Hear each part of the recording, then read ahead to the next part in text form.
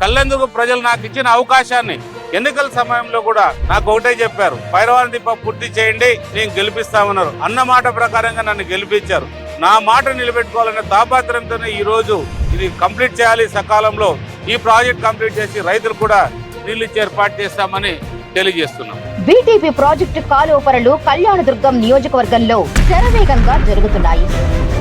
కళ్యాణదుర్గం మండలం బోరంపల్లి, బ్రహ్మసముద్రం మండలం పడమటి కోడిపల్లి గ్రామాల మధ్య, బెడుగప్ప మండలం గంగవరం, దుద్దెకుంట, కోనంపల్లి గ్రామాల మధ్య పనులు సాగుతున్నాయి.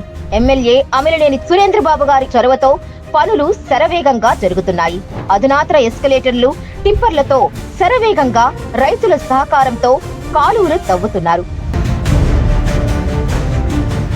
ఎమ్మెల్యే సురేంద్రబాబు గారి ఆధ్వర్యంలోనే బీటీపీ పనులు పూర్తవుతాయని రైతులు ప్రగాఢ విశ్వాసాన్ని వ్యక్తం చేస్తున్నారు.